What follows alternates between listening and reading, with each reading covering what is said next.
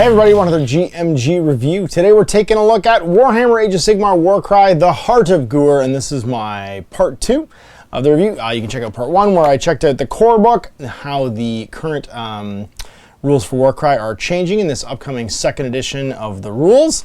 And now we're taking a look at Rotten Ruin, the Warband tome featuring the Horns of Hashut and the Rotmire Creed.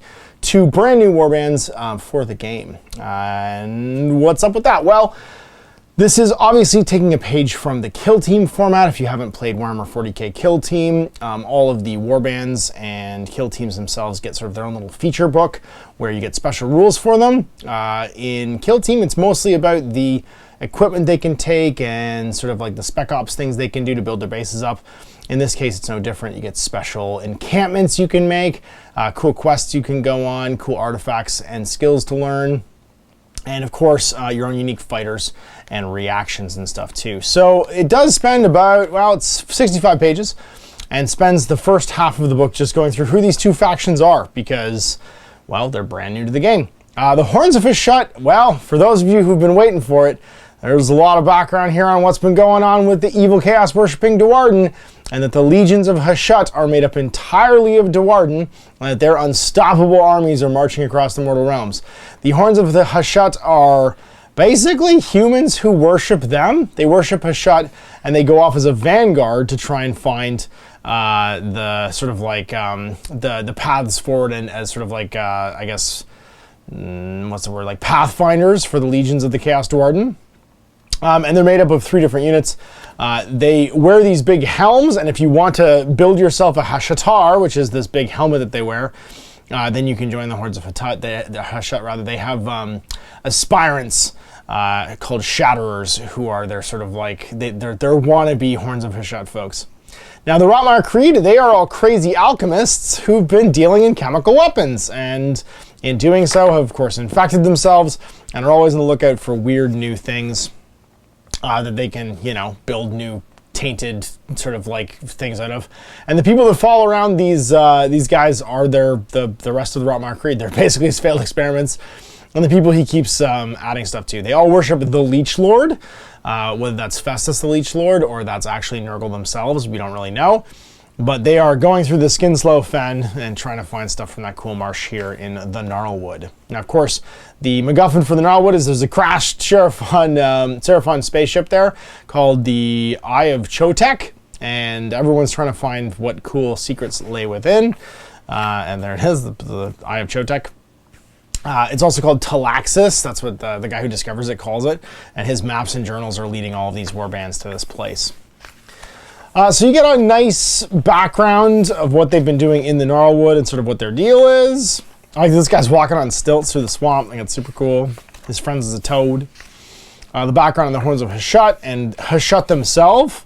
They don't really know whether or not Hashut is just a giant evil aspect of one of the other chaos gods, or whether or not Hashut is a sort of like ancient demon prince or something. And then color sections for all that stuff. So all the ways you can build the beautiful Horns of Hashut minis that come in the box. And then, of course, the Rotmire Creed, also done up in all of the available weapon options. So you can see all the double options. So like the Raker Claws or Hook Net, you can make one or the other. And the big cool Wither Lord with his toad, who's so cool. And some of the other stuff in here, such as a big ally, the big Callus Centaurian, who's perfect for the Horns of Hashut, you know, just no big deal. Maybe that's what the centaurs, the bull centaurs, are going to look like. Oh, I'm so excited for Chaos Dwarves. It's not even funny. And all the cool terrain and stuff as well. Those are the Chaos Legionnaires. So the rules on that section. We're into half the book, page 34 now, and we're into the rules for themselves. So what do you get? Well, you're going to get the rules for the factions themselves, the Gnarlwood terrain rules. So it's funny because in the Kill Team box, the new Kill Team 2022 box, 2021 box, we had the rules for the Orc barricades and stuff. We get the Gnarlwood terrain rules in here. Again, it very similarly follows that Kill Team format. Your quests you can go on. So there's a 2-player quest called the War of Rotten Ruin in between the Horns of Hashut and the sort of the expedition of the Rotmire. And then the Fell Alliance, and this one's cool because this could really be played by anyone, but it's basically you have to be disposers and defenders And it's a 4 to 6 player campaign where you have an alliance of warbands who are trying to destroy a village in the outskirts of the Gnarlwood, and an alliance of mercenaries and locals who are trying to defend it. And both are basically a bunch of narrative sort of like missions you can play going forward to try and see if you attack or defend that location. If you either repel the spoilers or you defend the settlement. And then your background tables, and they're at the very back of the book, but then my favorite thing is you get to roll for cool names and stuff for all your characters. All right, the Rotmire Creed's faction rules and fighter profile. So everyone gets a unique reaction in the Warband lists. You don't necessarily get them in the core books, or you get your universal ones in the core books, but these are the special ones only this faction can do. So for the Rotmire Creed, it's Bile Blood. If you get hit, you can make this reaction. Remember, a reaction can only be made by a model that hasn't activated yet this turn, or someone with a level of renown if you're playing narrative games. Roll a die if you're hit. Each time, for each critical hit, that you take, on a 3+, allocate 3 points of damage to the fighter that made the attack action. So if you make 3 crits, basically roll 3d6, and on 3+, take 3 damage each. Got lots of abilities, so you can spend a double on Gruesome Harvest. A fighter can use this ability only if an enemy fighter has been taken down by a melee attack, made this activation. This fighter has a Potent Vial until the end of the battle. While a fighter has a Potent Vial when they use this ability, the value of the ability is treated as being 6, even the ability dice shows a different score. So any other abilities become 6s automatically. So for instance, a blowpipe, and you've got 1, 2, 3, 4 models armed with blowpipes. Pick an enemy fighter within 6 of the fighter and roll 2 dice. For every 4+, allocate number of damage points equal to half the value of this ability running up. So you basically be getting 3s for the damage if you used Potent Vial. In addition, for each strip 6, subtract 1 from the fighter's toughness until the end of the battle round, which is crazy. You can use a hooked net that's available over here to the bloated one with a hooked net. Pick an enemy fighter within 1 inch of this fighter and roll a die. On a 3+, allocate number of damage points equal to the roll, and that fighter can't make move or disengage actions. That's really cool to trap somebody. A slashing attack for the Raker Claws, which is on both of these guys, both the big heroes. Roll a dice for each visible enemy fighter within 3. On a 3 to 4, allocate 1 damage point. On a 5 to 6, allocate the value of this ability. Yeah. So on a 5/6, if you had Potent Vial, everybody takes 6 damage within 3. Triple is Lethal Injection. That's available to your leader. Pick an enemy fighter, a visible enemy fighter within 1 inch, and roll a dice equal to the value of this ability. For each roll that exceeds their toughness, they take 5 damage points. So if you had a Potent Vial and you're within 1 of a fighter, you could do a triple to do Lethal Injection. You'd roll 6 dice, and everything that beats their toughness does 5 damage points. Oh my god. Elves would just melt. And then Ensnaring Strike, this is your quad. This fighter makes a bonus attack action. In addition, if that attack action scores any crits, the target fighter cannot make move actions or disengage actions for the rest of the battle round.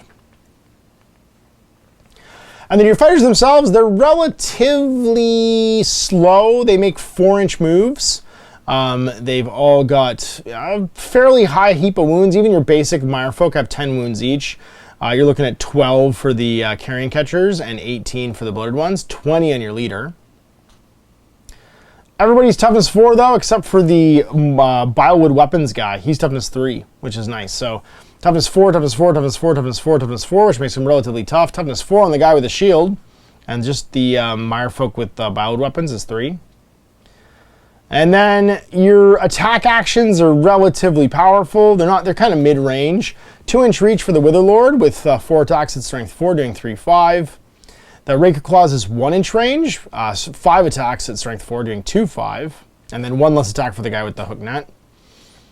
You've got the Snatcher Hook, which is 2-inch range, 3 attacks at strength 4, 2/4 damage. 3 attacks at range 2 for the Impaler, at strength 4, doing 2/5 damage. The Bilewood Weapons, they have 1-inch range. It's 4 attacks at strength 3, 1/3, and then 1/4 for the shield guy with only 3 attacks. All right, so then the Horns of Hashut. Their special reaction is the Breath of Cinder and Smoke. So this is a reaction you can make when an enemy fighter finishes a move action within 3. That's interesting, because normally most of the attacks are if you're attacked, or most of them are if you're attacked or someone breaks off. Roll a dice. If the roll is equal or greater than the enemy's toughness, allocate 3 damage points to them and subtract 1 from their strength. So it's kind of like a pocket sand. You like blow smoke and fire in their face, and they can take 3 damage, and then they're -1 to their strength because they're like coughing and freaking out. It's a really cool like defensive reaction that also does some damage. Your abilities, your doubles Merciless Cruelty. The next attack action made by this fighter, this activation scores crits on a 5+. That's going to be super handy.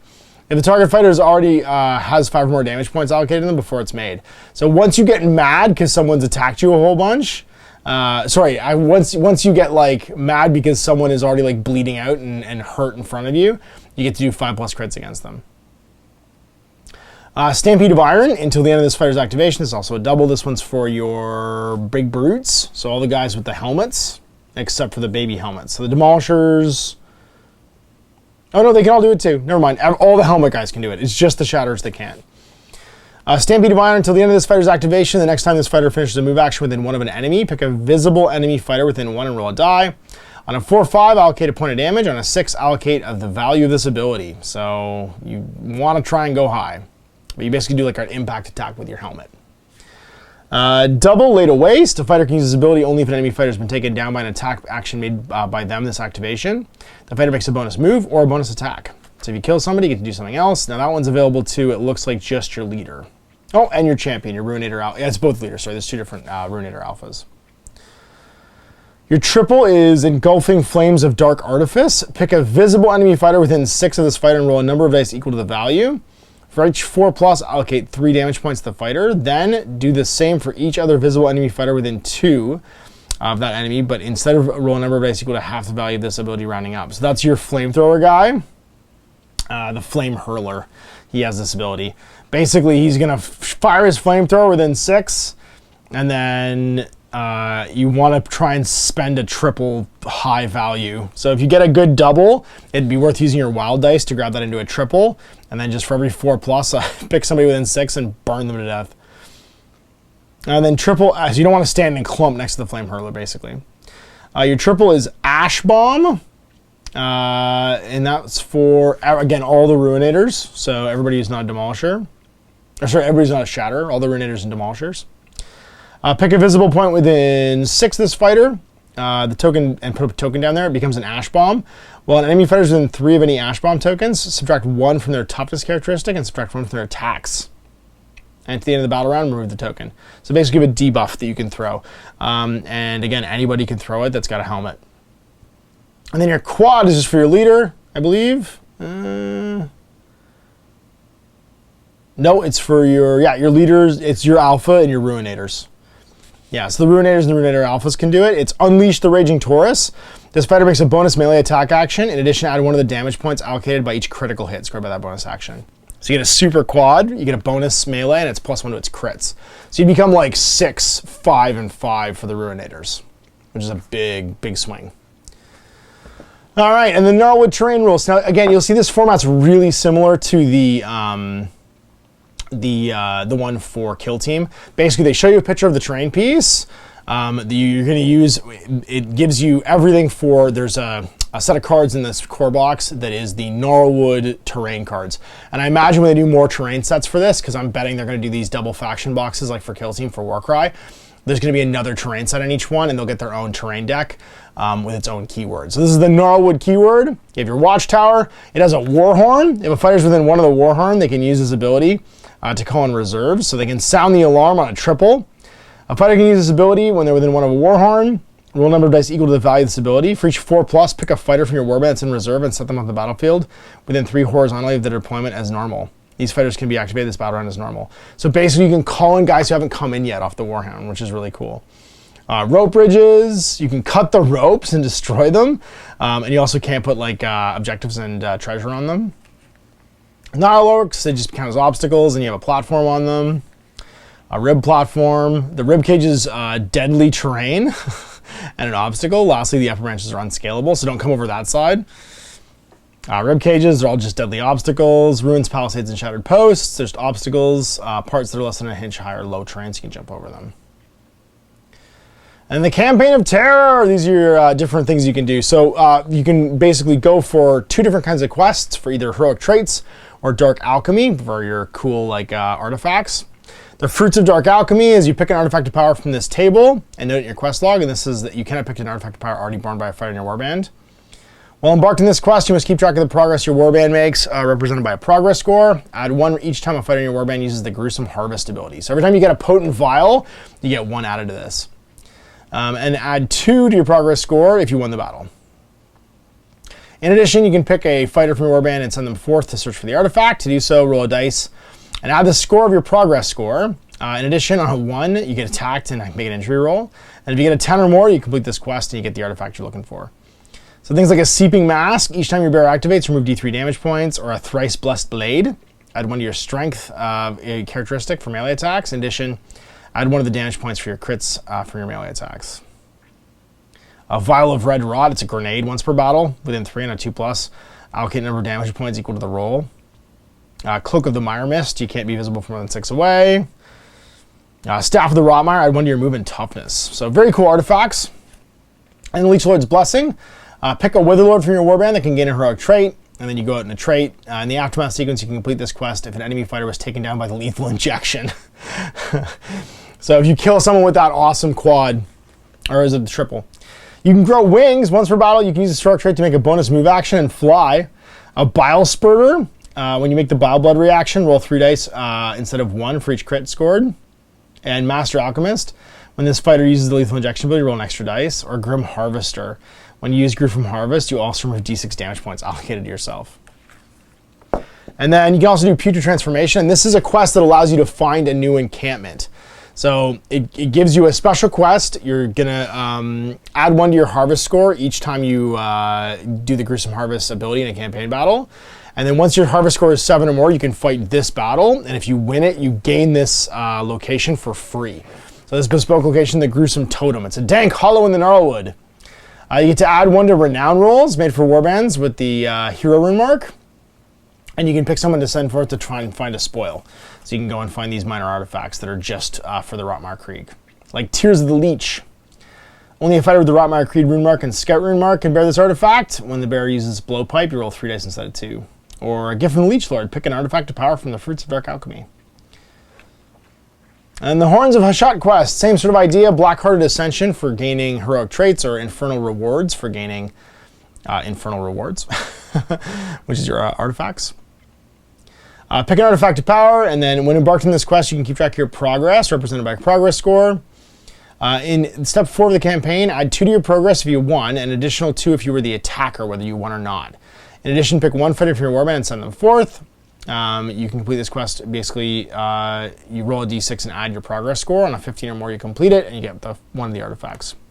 Like Brazen Vambraces for +2 toughness. Or a Dark Forged Mace, +1 to your strength characteristic, and add 1 to your hits, but not critical hits, damage. And then your heroic traits, pick a hero, and then when embarked on this quest, in step 4, you can complete this quest if an enemy hero was taken down in that battle by an attack made by a hero that you noted down. So basically you kill another enemy hero and you can become like a skilled weaponsmith. +1 to your damage for hits and critical hits. Or Powerful Brute, add 1 to the strength characteristic of melee attacks and add 1 to your toughness characteristic. There's some really cool ones. And then yours is the Trail of Ash and Flame. You're trying to dominate the land. So to try and find a new encampment, just keep track of your progress score. You can pick 1 enemy fighter after you do a battle. You can pick 1 fighter from your warband if you lost the battle, or 3 if you win, and send them forth. To do so, roll a dice for each fighter you pick, and add to the score of the progress. For every 1, they take an injury roll. While the progress score is 15 or more, you can fight the battle, bring the fire. And this is a special attacker defender where you get to dominate the land. And if you gain that encampment bonus, your point limit goes up to 1150. You don't have to spend any glory to do it, and your rep modifier becomes +3. Add 1 to renown rolls you make for your hero. In addition, in step 5, the Aftermath, you can pick a fighter from and send them forth to try and find one of the Horns of Hashut lesser artifacts. Like Demon Firebombs, it's a little grenade. Pick a bonus action. So it's a bonus action. Pick an enemy fighter within 6 that's visible. On a 1, nothing happens. 2 to 3, they take 2 d6 damage points. On a 4+, they take 2 d6 damage points. And then the War of Rotten Ruins. This is the campaign tree where you're doing the different missions. And blood is drawn as the first one, then it goes left or right, right or left, right? So If you start this one, depending on who wins, you play Hidden and Dangerous or Unyielding Advance, then either Bitter Enemies or Desperate Ritual or Let It Burn. And that's where you see who wins the campaign. It's a little ladder campaign with 4 different missions. They pull out the core missions from the box set, but they can have some special terrain and stuff like that. And then Fell Alliance, and this is your campaign where you're going to be dividing into 2 teams, try and fight a battle, and what you do is you, as a team, decide upon a tactic you're going to place, and that will determine where on the matrix the game's being played. And then finally at the end you play Raise and Ruin, which is the final mission where you're under the banner of the War Leader, a coalition of warbands marches upon the settlement, and you play your big multiplayer game. And then, of course, my very favorite thing, which is dice tables. So the Rotmire Creed and background table. You get name generator. You could be like Sirius the Stitcher, or Morlaith Crow Food, Phidias Sweet Breath. And then your origin. You are 4 lurkers in the mire. These warriors are used to spending days out in the bubbling filth looking for ingredients. And their leader background, 5. He's disdainful of warriors. This warrior considers those that live by the sword to be little more than crude imbeciles. And then the horns of Hashut, names like Udash Vul or Terax Karst. And your origin, you could be 2 Shrine Breakers. These warriors strike at the heart of the foes by targeting shrines, temples that don't belong to Hashut. And your leader background, 2 Pitiless Tyrant. This warrior delights in crushing those who cannot defend themselves, for the weak do not deserve to exist. And that's it. So here's what we can expect from the new Warband tomes. Lots of new narrative play stuff, and really, apart from just the stat lines and stuff like that, everything in here is focused on narrative play. So this right here would be focused on the match play stuff, but everything else is narrative play. I guess the terrain would also be match play, but then everything else in here, the campaign stuff, is all for the narrative.